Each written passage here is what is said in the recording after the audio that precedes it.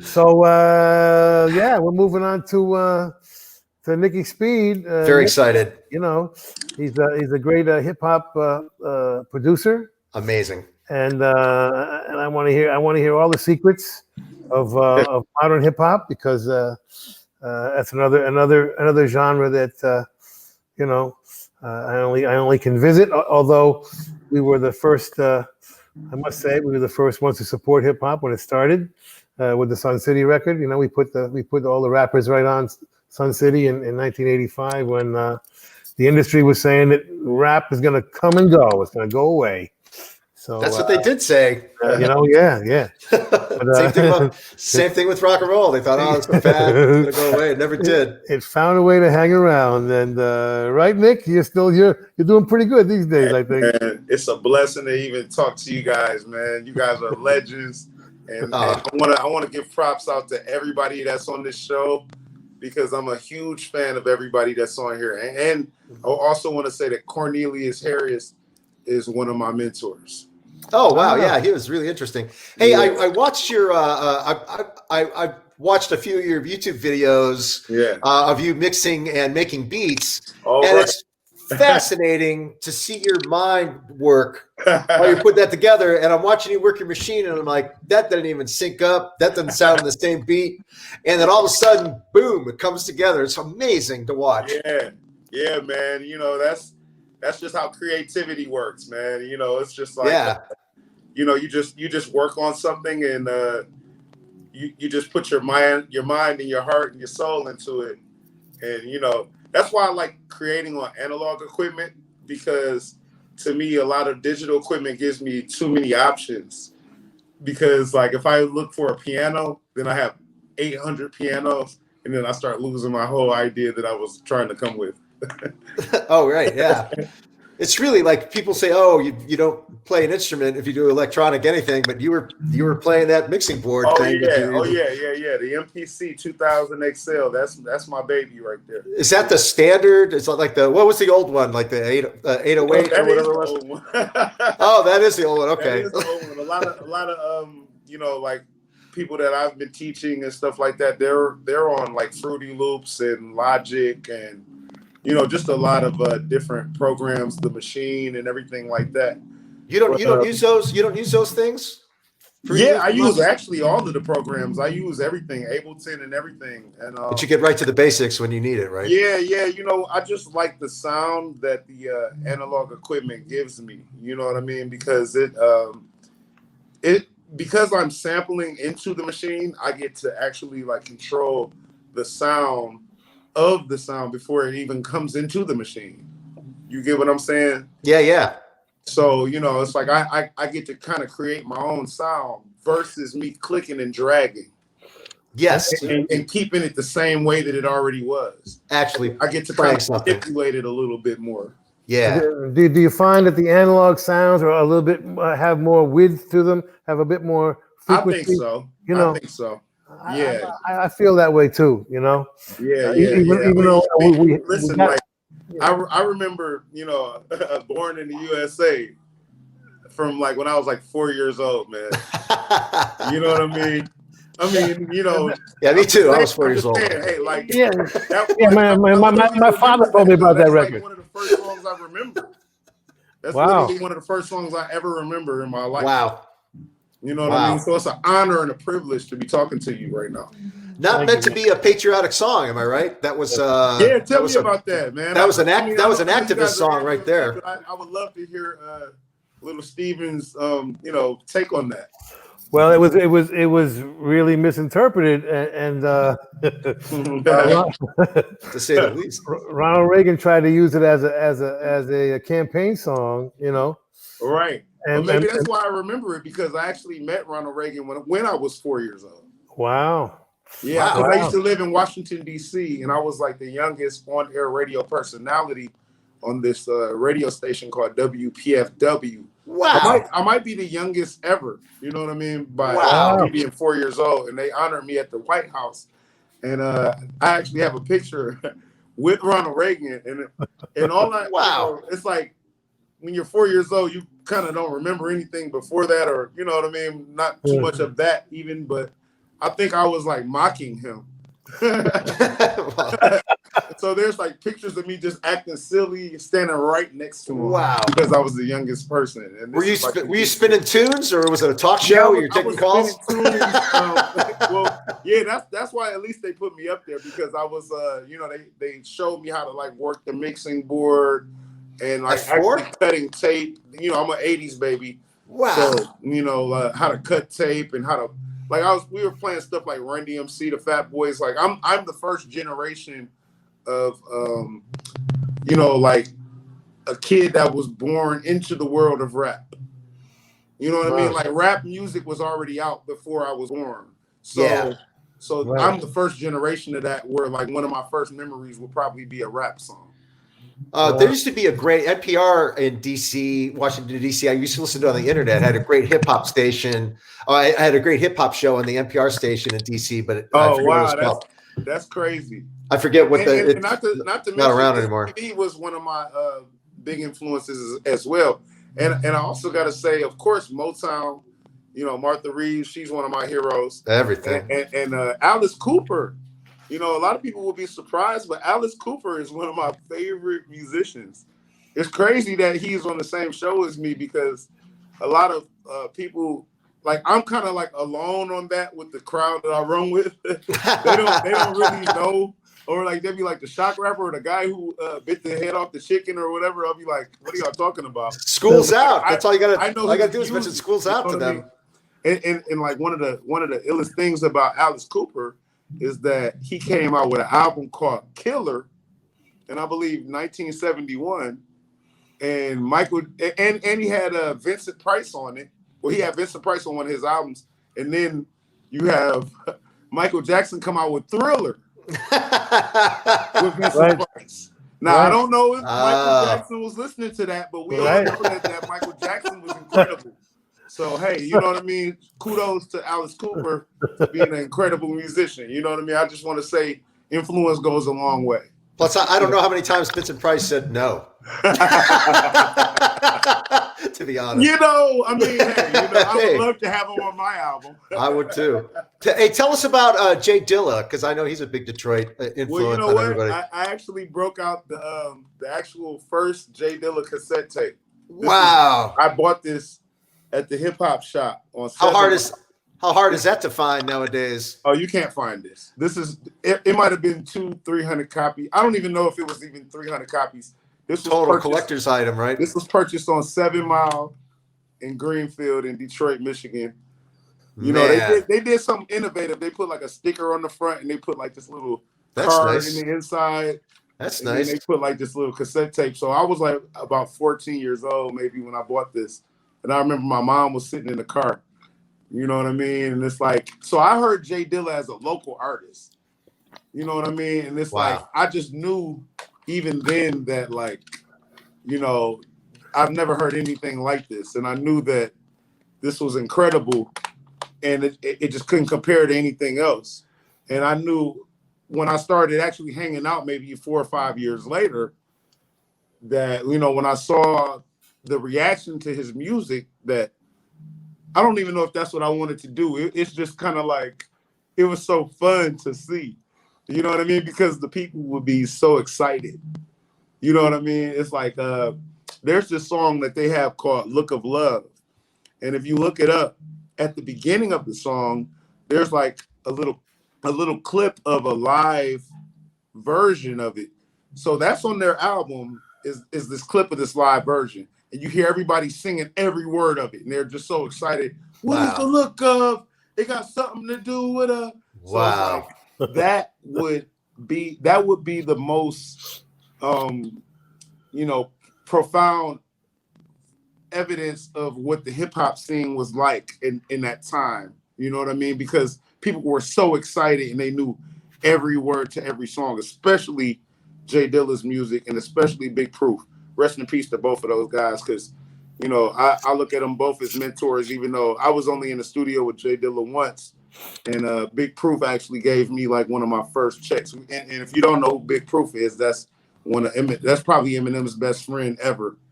You know what I mean? And he used to host the hip hop shop. And you know, I used to be a big fan of this magazine called The Source. Yeah, and, that's the Bible. Yeah, so The Source magazine, I used to get every issue. And you know, like I remember one time they had like a little special about Detroit in there, and it was basically about the hip hop shop in Maurice Malone jeans. And you know, I had to go there and see it for myself. And you know, they had like vinyl records, like singles, like Boogie Monsters. they had like African chew sticks, incense. You know what I mean? Slum Village cassette tapes. They had like these little mixtapes, and like when you hear like a Tribe Called Quest and De La Soul and the Roots, right, and stuff like that, Jay Dilla was doing that type of music locally. You know what I mean? And you know, it was just a big inspiration. You know, DJ House Shoes is actually the person who showed me how to use the MPC 2000 originally, and you know, it was a blessing to come across him, and not to mention that my father was basically one of the founding producers of BET. He produced this show called Video Soul with Donnie Simpson. So my father produced a video. He created Video Soul. Wow. Yeah. Wow. So 1983, the first video he ever played was Atomic Dog. So he broke Luther Vandross, Prince. He directed the music video for Patrice Rushen, Forgive Me Nots. You know, we lived in DC at the time, so it was like go-go music going on.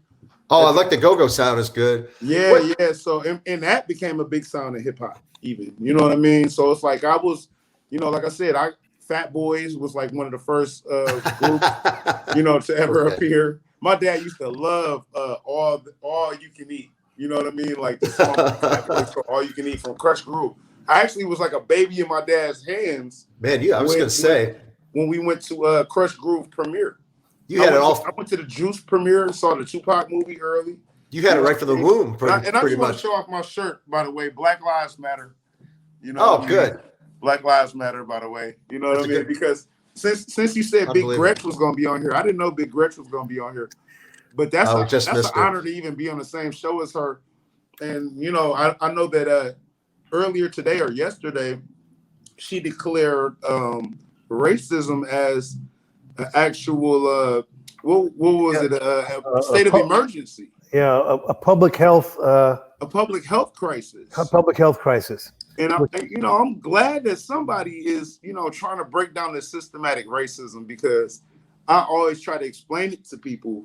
Like, for instance, whether you guys know it or not, Detroit had the very first housing projects from the 1930s. That's where Diana Ross grew up at. Wow. Yeah, so it's called the Brewster Projects. And, you know, because we had the most blacks migrate from the South to the North to Detroit, because Henry Ford offered the same rates as he paid white people to work. Henry Ford did? Yeah, Ford. Yeah. Wow, because he has his own sketchy history with anti-Semitism and stuff. Yeah. Well, yeah, but you know, at the same time, you know, he, like a lot of us, you know, a lot of our families, mostly all of the families of the northern, you know, people that are black, like we have roots in the South. Oh yeah. You know, for the most part, we all migrated here, you know, from Mississippi, Alabama, Georgia, all type of places.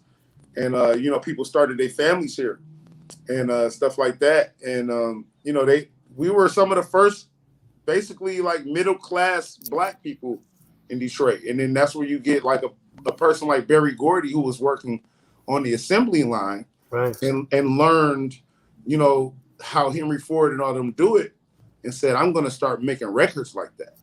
Eminem worked in a factory too, right? Yeah. So basically he made it a factory, and he made it where, okay, if you play bass, if you're the best at bass, just play bass. We don't need you playing piano and bass. We just, if you write songs, we need you to write songs. You sing, that's what we need. But, you know, somebody that was special, like a Stevie Wonder or Marvin Gaye. Right. You know what I mean? Like, if you don't know, Marvin Gaye played the drums on Fingertips Part 2. You know what I mean? He was a session drummer at that time. Wow. You know what I mean? If you didn't know. And then, you know, of course you had Smokey, So like my people grew up in they call it the North End, which, you know, Donald Byrd was over there. So my family has a lot of jazz roots. So my grandfather's brother was on Blue Note Records, and he was like a side man with Donald Byrd. You know what I mean? A lot of songs that he wrote. And another uncle of mine also played bass for Eddie Harris. You know what I mean? So they're on the jazz side. So that's Listen Here and stuff like that. And he's still alive. He's like 85 years old. And I just heard the Beastie Boys shout him out. He has like one solo album that he dropped in '69. Love the Beastie Boys. Can I ask you? Can I ask you? So they were the first ones to really do the electronic thing. As far as like using echoplexes and pedals and stuff like that on actual acoustic instruments back in the '60s. Can I ask you a quick music question, since we're like a music education thing, and Brian, you're just such a good producer. Because you know, we were talking about like Alice Cooper and Wayne Kramer talk about like a structure to a song, like a rock and roll song will have you need a hook, you need a, you know, verse, chorus, all that kind of stuff. Right. And I know in hip hop is there kind of a structure? Because I'm like Kendrick Lamar sounds like his stuff sounds like every album sounds like the Beach Boys Pet Sounds album or Sgt. Pepper, where it's like mind blowing. Like there's no rules and everything works. And it's almost like symphonic in a way everything comes out. I know there's a lot of cats to do that. And it's way different than it used to be. Is there anything like it? When you sit down, do you think, oh, I need this in it or I need that in it to make it successful? Or is there anything like that in hip hop right now? Song structures recently have changed a lot because a lot of the songs have gotten shorter. But, you know, that's due to attention spans and the internet, because when you're doing everything off of your phone, you don't have time to listen to a whole hour of music a lot of times, you know what I mean, in a row. So like, you know, people are making 1 minute, 2 minute songs and videos, and they have videos to go with them. So some of them don't even have choruses. But if you ask me, the first people I heard do that was Jay Dilla and Slum Village. You know what I mean? Because on that fantastic cassette tape I just showed you, they had 1 minute and 2 minute songs. This is in 1996. Crazy. You know what I mean? And that's basically what hip hop has become. And you know, I don't know, like they basically did their recording in a Motown type of way, how Motown had like one mic and everybody just kind of like ran up to the mic like the Temptations, or you watched a movie like the 5 Heartbeats or something like that. That's how they did it. They had like 3 handheld mics and they did everything in one take. They had like a DAT machine or something like that. And then they would just record it all the way through. I actually have some outtakes of some of the Slum Village Fantastic Volume 1 where they like mess up or whatever. They're like, oh, we got to do it again. You know what I mean? Man. So they did it like kind of like the Temptations or the Four Tops or something like that. But that's like a true baby of Motown. Yeah, when they did Rapper's Delight, they passed the mic down the line when they recorded Rapper's Delight. I remember that. I mean, but that was 1979. I was in the so, I mean, they dark didn't ages have a lot of tracks and stuff like that. You know what I mean? But like, you know, in the 80s and 90s, people started going to home recording. And one of the first home people that did home recording was Juan Atkins, who invented techno music. Wow. You know, because in Detroit, you know what I mean? So at the same time that hip hop was being invented in New York, techno was being invented in Detroit. So they would actually like run into each other. So, and at the same time, house music was also being invented in Chicago. So you would have like Africa Bambaataa, and you would have Juan Atkins, and even on the West Coast, you had electro with Ice-T and Dr. Dre. Man. You know what I mean? And producers like that. You know what I mean? There's a lot of documentaries that you could actually look up, and you can see Ice-T rapping in like '84. Man, you know what I mean? Going crazy. Like I'm kind of like a hip hop historian in a way, because all I watch is documentaries. Well, yeah, your whole life. I watched the last one I watched was the one about scratching. Oh yeah, that one. Whew. Oh yeah, like Egyptian Lover and all of those guys. Mind blowing. Yeah. So you have like, you know, and they were just like, even Grandmaster Flash, he came up with a formula where he could like run the record back 6 times and then it would be right back at the beginning. Wow. You know what I mean? That was he came up with a mathematical formula out of a turntable. So I'm also one of the first people in a generation that came up not under a music program. I didn't have any music teaching in any of my schooling. Ever. None? Never. What?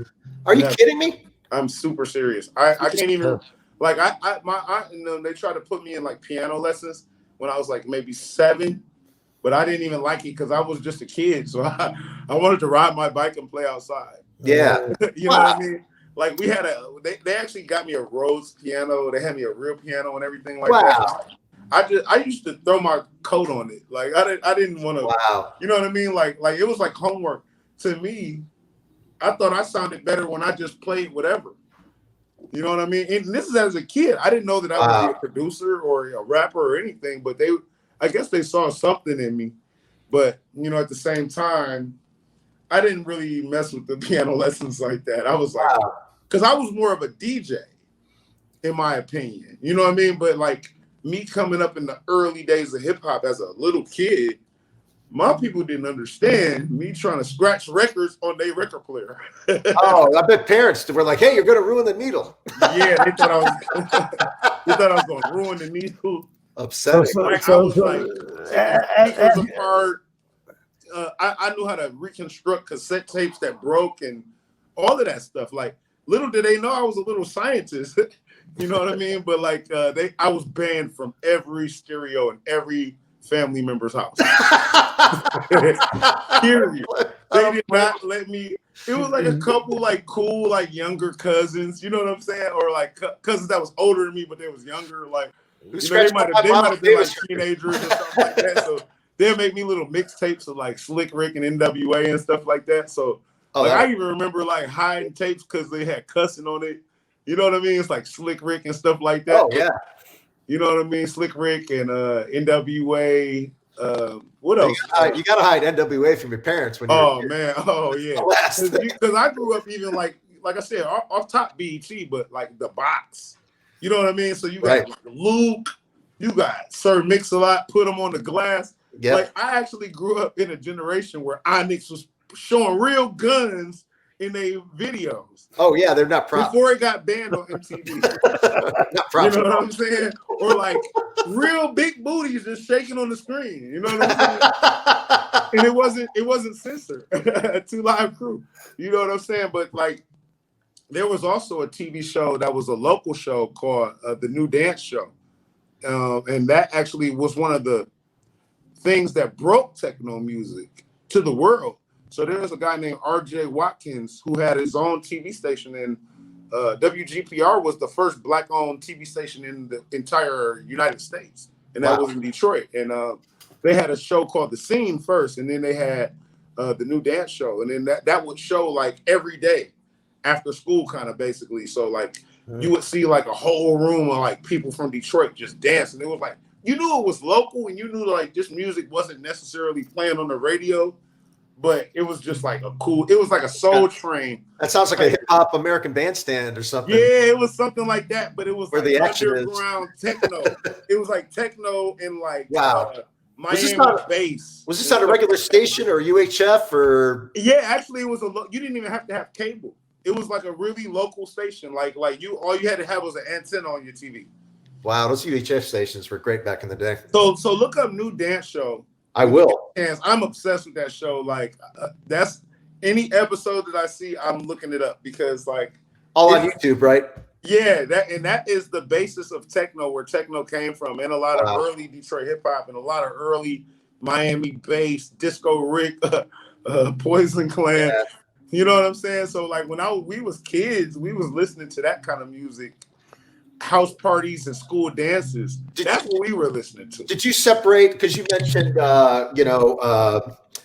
Live Crew, there was a southern hip hop that was kind of dirty at this time. Like it kind of broke out. That was it.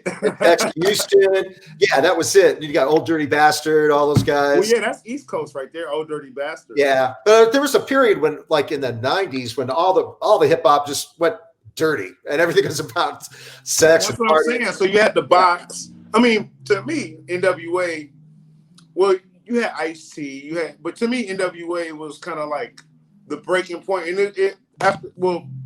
Luke and them, they went to court to fight for freedom of speech, basically, because there was store owners that were like going to jail just for selling their album, like as nasty as they want to be. That's the one with probably like Move Something or Me So Horny or something like that. Yeah. NWA was like, they were more political to me, even though their lyrics had basically because they sampled Banned in the USA. Yeah, and then Two Live Crew was just dirty to be dirty. This is all about getting laid. But that was dirty back in '86. But you got to remember, Too Short has been around since '82. You know what I mean? He really came out in like '88, but like he's been recording music since like '82, and he was cussing back then. See, a lot of people don't realize that hip hop has been around way before Rapper's Delight. You had Dolomite, which is the movie that Eddie Murphy just he showcased the life of Dolomite. Huge Dolomite fan as a comic. Absolutely, he's incredible. You can't be a comic and not know. He's incredible. You had a Pigmeat Markham. Here Come the Judge. Here Come the Judge. What was that? 1968. You know what I mean? Yeah. There's even like stuff from like the 1930s, and it's a song called "Preacher and the Bear." Look up "Preacher and the Bear" from the 1930s. It's an old gospel group, and they are literally rapping like the same pattern as Sugar Hill Gang, Rapper's Delight. I guarantee you. Look up "Preacher and the Bear." I don't know the name of the group, but "Preacher and the Bear" is gonna be black and white from the 1930s, and they're gonna be like, "Well," and they are literally rapping. So that lets me know that rapping has been around forever. Cameras and stuff had just came around, but this is, this basically like, everything stems from gospel. You know what I mean? And Detroit is one of the gospel capitals as well. You know what I mean? It's like we could have had a gospel artist on here as well because Aretha Franklin. Yes. You know what I mean? We have all the call and answer stuff, and even structure the songs and everything. Yeah, commissioned. The Clark sisters, which just got their movie. You know what I mean? So we have a lot of deep roots here, but that's because everybody migrated from the South into one city.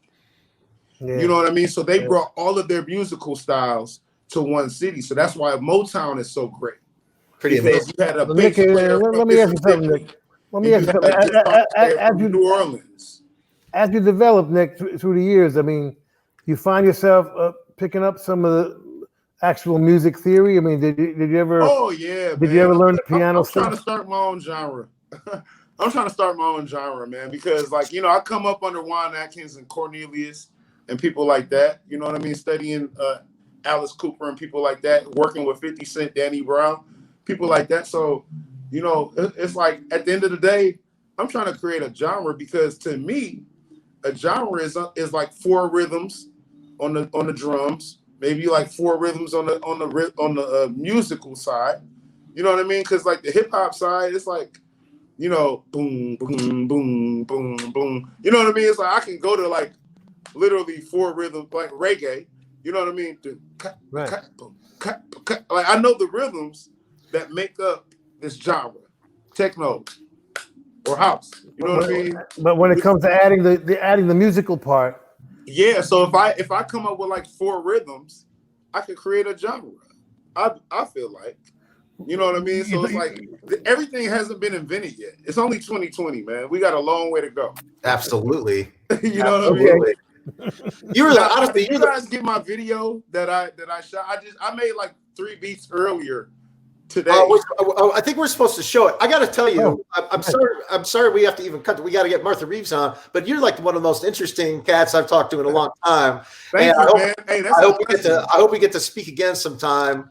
Absolutely. And not even a big fan, man, because you seem just like a nice guy. We can talk about sports or whatever. No doubt, man. I'm one of those real music guys, man. I have like thousands of records. I'm all that kind of stuff. You know what I mean? Group on it, man. I would love to get together with you. For sure, man.